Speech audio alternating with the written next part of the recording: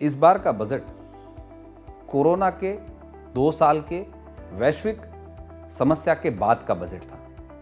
इसलिए इस बार का बजट विशेष इसलिए भी है कि देश की अर्थव्यवस्था ने कोरोना से जूझते हुए कई समस्याओं का कठिनाइयों का सामना किया। हमारे देश में रोजगार की समस्या पैदा हुई, छोटे छोटे उद्योगों पर कोविड के कारण बहुत असर हुआ, लॉकडाउन के कारण कई उद्योग बंद हुए।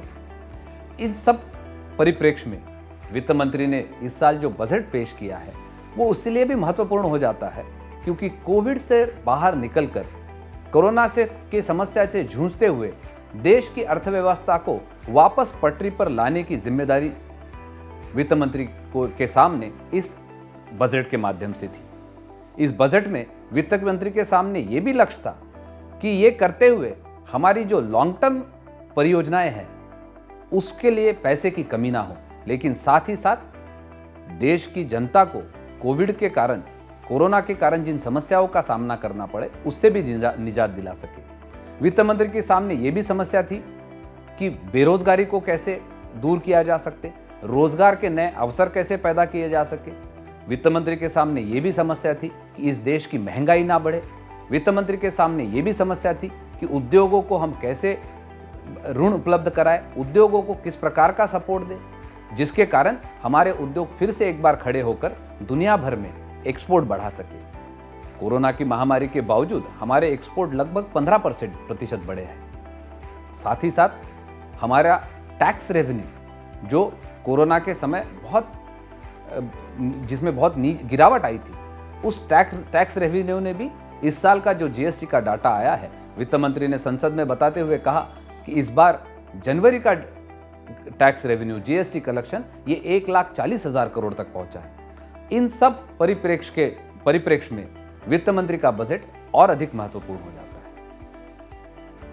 मल्टी मॉडल लॉजिस्टिक्स की बात करते हुए वित्त मंत्री ने यह भी घोषणा की कि देश भर में रेलवे 100 जगह पर कार्गो सेंटर्स बनाएगा, जिसके माध्यम से हमारे उद्योगों के लिए विविध प्रकार की कार्गो और लॉजिस्टिक्स की सुविधा उपलब्ध होगी। एक बात हमें इसमें समझना होगा, हमारे उद्योगों को अगर वैश्विक स्तर पे हमें कॉम्पिटिटिव बनाना है तो हमारे उद्योगों के लिए लॉजिस्टिक्स कॉस्ट को हमें घटाना होगा।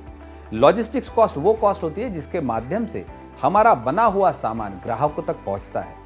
उद्योग अपने फैक्ट्री में सामान बनाने के बाद रेलवे के माध्यम से, रोड के माध्यम से, शिपिंग के माध्यम से, कंटेनर के माध्यम से ग्राहकों तक, मार्केट तक अपने सामान को पहुंचाते हैं।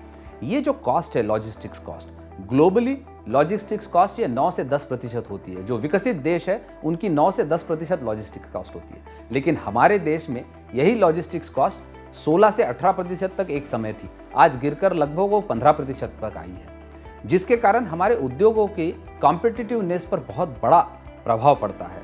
और वित्त मंत्री ने इसी लॉजिस्टिक्स कॉस्ट को एड्रेस करने का प्रयास किया है। मल्टी मॉडल लॉजिस्टिक्स हब्स के माध्यम से, कार्गो सेंटर्स के माध्यम से, रेलवे द्वारा किसान रेल जैसी योजना के माध्यम से, मास अल्टरनेटिव ट्रांसपोर्ट मीडियम के माध्यम से इस लॉजिस्टिक्स कॉस्ट को कम करने के लिए वित्त मंत्री ने लगातार कई योजनाओं की घोषणा की है। नेशनल हाईवे सेक्टर में 1,99,000 करोड़ की लागत के साथ 25,000 किलोमीटर के नए नेशनल हाईवे बनाने की घोषणा की है। 22 नए एक्सप्रेसवेज बनाने की घोषणा की है। मुझे लगता है जिस नेशनल हाईवे, रेलवे में लगभग 2.25 लाख करोड़ के कैपिटल एक्सपेंडिचर की बात वित्त मंत्री ने की है। रेलवे में 400 नई वंदे भारत ट्रेन शुरू करने की बात की है। ये वंदे भारत ट्रेन एल्यूमिनियम की बनी हुई नई ट्रेनें भारत में बनाने की बात की है, जिसके कारण आत्मनिर्भर भारत को बहुत बड़ा बल मिलने वाला है। इस देश में मैन्युफैक्चरिंग को बहुत बड़ा बल मिलने वाला है। इन सब माध्यम से वित्त मंत्री ने इंफ्रास्ट्रक्चर सेक्टर को एक बड़ा पुश देने का प्रयास किया है। इंफ्रास्ट्रक्चर सेक्टर को जिस प्रकार से बढ़ावा देने का प्रयास वित्त मंत्री ने किया है, उसका जो मल्टीप्लायर इफेक्ट है, जैसे इस साल अगर 1,99,000 करोड़ राष्ट्रीय राजमार्गों में लागत करने की बात की गई है, उस लागत से उसके लिए जो लैंड एक्विजिशन करना पड़ेगा, उसके लिए स्टील, कंक्रीट, सीमेंट जिस प्रकार का उपयोग होगा, उसके कारण हमारे उद्योगों को और उसके कारण हमारे अर्थव्यवस्था को एक बहुत बड़ी चालना और गति देने का काम ये इंफ्रास्ट्रक्चर सेक्टर करेगा। तो मुझे लगता है ये एक सबसे बड़ी बात इस बजट की है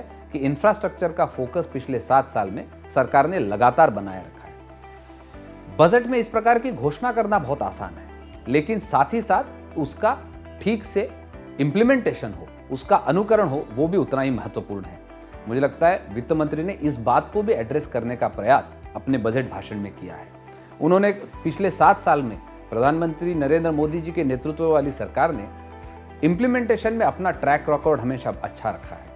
आज हम जानते हैं 2014 के तुलना में आज नेशनल हाईवे 38 किलोमीटर प्रति दिन की गति से बन रहे हैं। 2014 में यही गति 11 किलोमीटर प्रतिदिन थी। आज रेलवे में बहुत तेजी से पिछले 3 साल में 800% बढ़ोतरी हुई है इलेक्ट्रिफिकेशन में। सिविल एविएशन में पहले 76 एयरपोर्ट हमारे देश में थे, आज 136 एयरपोर्ट है और कई सारे नए एयरपोर्ट बन रहे हैं। पहले 3 शहरों में मेट्रो का काम हो रहा था, आज 27 शहरों में मेट्रो का काम हो रहा है।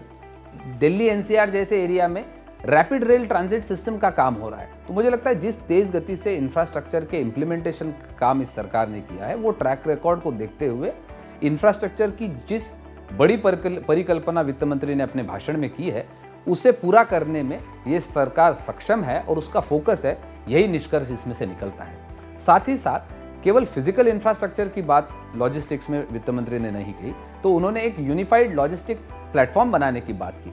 आज हम जानते हैं हमारे उद्योग सामान अगर निकलता है तो एक बार उन्हें एक पत्र बनाना पड़ता है, ई वे बिल बनाना पड़ता है, जिसके कारण वो सामान अपने फैक्ट्री से निकालता है। फिर अगर वो रेलवे में जमा करना है तो वहाँ उसको और कागजी कार्रवाई करनी पड़ती है। वहाँ से जाके अगर वो पोर्ट में जाता है तो वहाँ उसके कस्टम्स और बाकी क्लियरेंस की कागजी कार्रवाई करनी पड़ती है। दुनिया भर में अब इसमें बहुत बदलाव आया है। क्या हमारे देश में भी ये ईज ऑफ डूइंग बिजनेस आ सकता है? इसकी परिकल्पना लगातार 2014 से प्रधानमंत्री करते जा रहे हैं और 2014 से लगातार हमारे देश का रैंकिंग जो है ग्लोबल लेवल पर ईज ऑफ डूइंग बिजनेस में वो बढ़ते जा रहा है। इसके माध्यम से, इस यूनिफाइड प्लेटफॉर्म के माध्यम से एक बार व्यापारी अपनी डिटेल्स उस प्लेटफॉर्म पर भरेगा तो वो किसी भी मोड से अपने सामान की आवाजाही करेगा, उसको बार बार उस पेपर वर्क करने की ज़रूरत नहीं लगती। मुझे लगता है ये एक बहुत बड़ी सुविधा व्यापारियों को उसके माध्यम से होने वाली है। तो इसलिए इस प्रकार से फिजिकल एंड सॉफ्ट इंफ्रास्ट्रक्चर पर ध्यान रखते हुए वित्त मंत्री ने इंफ्रास्ट्रक्चर को एक बहुत बड़ा पुश दिया है।